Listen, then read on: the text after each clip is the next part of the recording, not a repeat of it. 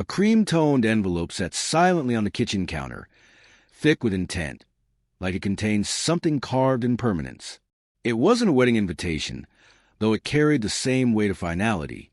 Inside were divorce papers, sharp-edged and clinical, tucked beneath a teacup as if she'd hoped I might miss them. When I pulled the documents free, she didn't blink. No hesitation in her eyes. No apology. Just silence, hollow and cold, where promises used to echo. I didn't ask for explanations. I didn't have to. I'd already seen him. That shallow confidence. Eyes full of nothing. Hands too soft to have ever done anything real. The kind of guy who coasts through life on charm and the labor of others. The kind I used to protect her from. When I brought him up, only once, she dismissed it with a laugh. Quick and cutting, labeling me jealous, paranoid. Just a friend, she said. Classic deflection. I didn't push. I let her think I believed her. But everything shifted the night I stumbled across that message. Swing by later, careless, vague, damning. From that moment on, I wasn't her husband anymore. I became a ghost in my own life.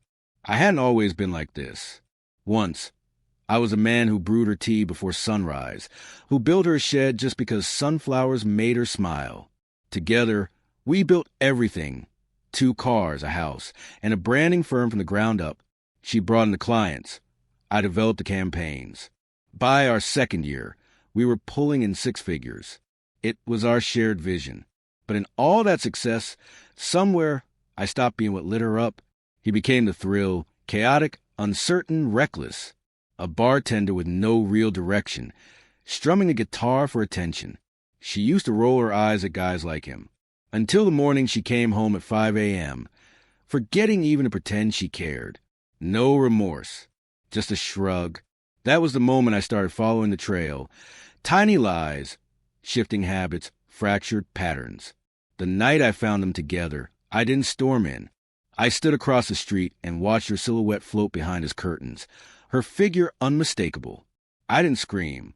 I didn't break anything. I memorized a moment, then walked away.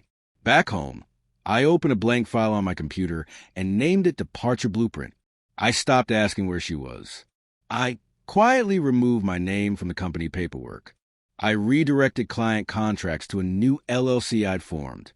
I secured our top account, Sterling and Vale, under my own name with a fresh agreement. She didn't notice, too busy with her late nights.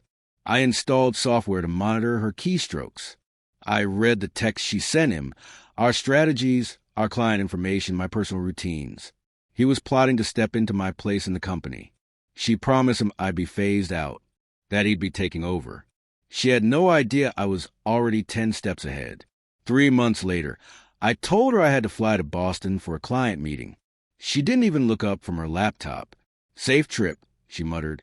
I smiled. Boston was never the plan.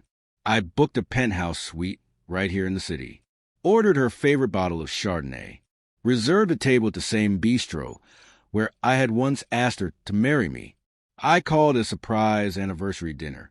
She said yes. Guilt makes people play nice. She arrived in a red dress, her hair done like she used to when I was still someone in her eyes. I let her sit, order food, chat about nothing that mattered. I smiled. I even touched her hand. Then I slid a sealed envelope across the table. She opened it, puzzled, not divorce papers.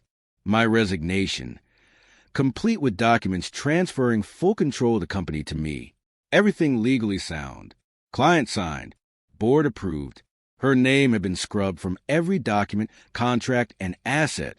What is this? She whispered, voice trembling. Goodbye, I said. She gave a nervous laugh. You can't do this.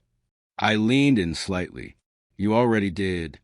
Then I handed her the final blow. Printed transcripts of her messages to him.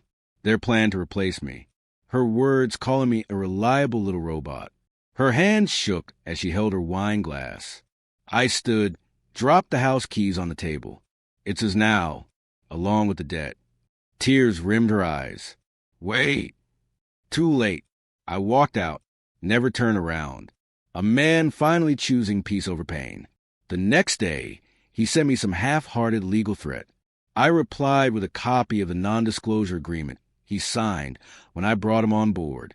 Violation meant years of lawsuits and financial ruin. He disappeared. Now I live by the ocean. Smaller space. Fewer things. More peace. Sometimes I remember the sunflowers she used to love, the ones she stopped tending when work started running late. That was the first crack. Subtle, but real. Love doesn't abandon what it cherishes. She did. I didn't.